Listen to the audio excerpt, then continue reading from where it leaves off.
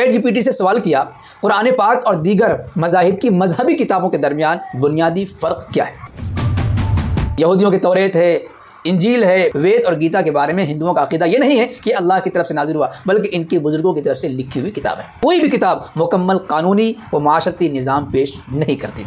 अस्सलामु अलैकुम वरहमतुल्लाहि वबरकातुहू। मैं मोहम्मद इम्तियाज़ पहलवी। मुअज़्ज़ज़ नाज़रीन, हम मुसलमानों का अकीदा है कि कुरान पाक अल्लाह पाक की तरफ से नाजिल करदा ऐसी किताब है जिसके अंदर शक की गुंजाइश नहीं है।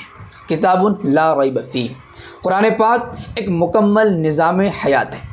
इंसान जब पैदा होता है दुनिया में, उस वक्त से लेकर जवान बूढ़ा होने के बाद मरने के बाद क्या होगा, उन तमाम के हालात वाक़ियात और तफसीली तरीक़ेकार मज़कूर है। कुरान करीम के अंदर ये सब कुछ बताया गया। सियासत कैसे करनी चाहिए, समाज में कैसे रहना चाहिए, ख़ानदानी निज़ाम कैसे बेहतर हो सकता है। दुनिया के लोग किताबों के ज़रिए सर्च तो करते ही हैं, लेकिन इंटरनेट का भी सहारा बहुत ज़्यादा लिया जा रहा है। इंटरनेट में भी पहले गूगल का दौर था, लेकिन अब ChatGPT के आने के बाद बहुत से लोग, बल्कि अक्सर लोग ChatGPT का इस्तेमाल करते हैं और उनके सवालों के मुताबिक जवाब आ जाता है। चुनांचे हमने भी कुरान करीम और दीगर धार्मिक किताबों के ताल्लुक़ से ChatGPT से एक सवाल किया। ChatGPT ने इतना बेहतरीन जवाब दिया कि आप सुनेंगे तो सुनकर दिल खुश हो जाएगा। और गैर मुस्लिम भाई अगर इस वीडियो को देख लें और इस हकीकत को पढ़ लें, सुन लें, समझ लें, तो इंशाअल्लाह उम्मीद है कि उन्हें भी हिदायत के लिए ये काफ़ी सामान मुहैया हो जाएगा। आगे चलने से पहले सवाल का जवाब दे देना मुनासिब समझता हूँ। कोई सवाल कर सकता है कि हम जब हमारे पास कुरान पाक, तफसीरें, हदीसें और दीगर किताबें मौजूद हैं, उसके बावजूद ChatGPT का इस्तेमाल क्यों कर रहे हैं। जवाब यह है कि ChatGPT एक वर्ल्ड लेवल पर AI टूल है जिसका यूज़ हर पब्लिक, हर इंसान, छोटा बड़ा, मुसलमान गैर मुस्लिम कर रहा है। तो अगर हम ChatGPT के हवाले से कुछ बात करते हैं तो रिसर्च करने वालों को आसानी होगी और उनके लिए सामान आसानी से मुहैया हो सकता है। हमने ChatGPT से सवाल किया कि उर्दू में सवाल करने के बाद आपने कुरान के ताल्लुक़ से जो जवाब दिया, अगर कोई शख्स या हम ही हिंदी में सवाल करेंगे तो क्या आप जवाब वही देंगे। ChatGPT का जवाब था जी हाँ, आप उर्दू में करें, हिंदी में करें, जवाब वही होगा, मफ़हूम वही होगा, अल्फाज तब्दील हो सकते हैं। तो चूँकि खुलासा कलाम एक ही है, तो दुनिया के किसी कोने में बैठा हुआ शख्स अगर इस तरह का सवाल करे तो उम्मीद है कि उनको यही जवाब मिलेगा या कुछ तब्दीली होगी, लेकिन मफ़हूम सबका एक ही होगा। तो चूँकि ये आलमी पैमाने पर ChatGPT काम कर रहा है, इसलिए हमने इसका सहारा लिया ताकि और लोगों को भी सर्च करने में आसानी हो। चुनांचे हमने ChatGPT से सवाल किया, कुरान पाक और दीगर मज़ाहिब की मजहबी किताबों के दरमियान बुनियादी फ़र्क क्या है।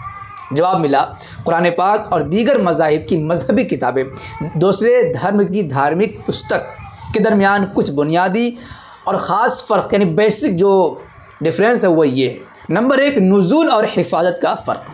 कुरान पाक अल्लाह ताला का आखिरी कलाम है जो हज़रत मोहम्मद सल्लल्लाहु अलैहि वसल्लम पर 23 साल के अरसे में लफ्ज़ ब लफ्ज़ नाजिल हुआ। यानी जैसा कुरान अभी मौजूद है उसी तरह के वही अल्फाज अल्लाह के रसूल सल्लल्लाहु अलैहि वसल्लम पर अल्लाह की तरफ से नाजिल हुआ।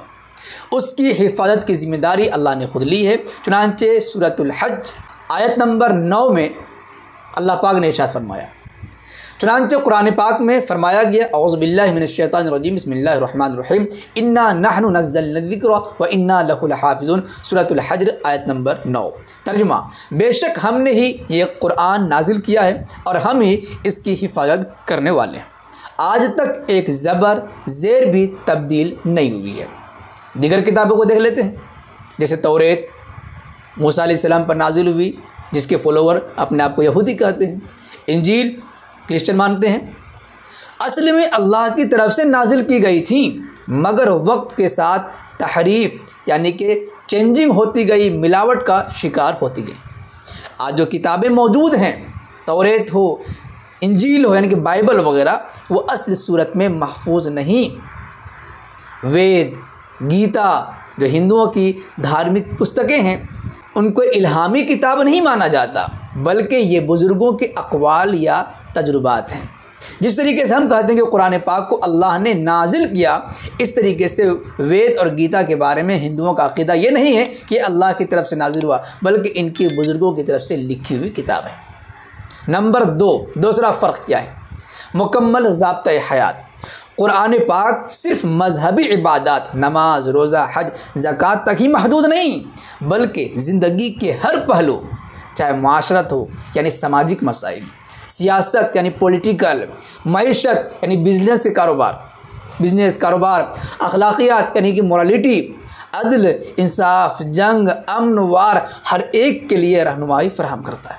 जबकि दूसरी किताबें जैसे यहूदियों की तौरेत है, इंजील है, वेद, गीता वगैरह, तो इनमें से अक्सर किताबें सिर्फ रूहानियात, अखलाकियात या इबादत तक महदूद हैं। इनके अंदर सामाजिक मसाइल या पॉलिटिकली मसाइल ये सब बयान नहीं किए गए।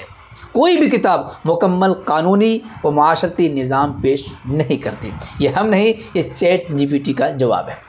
तीसरा फ़र्क, ख़ातमियत और अबदियत।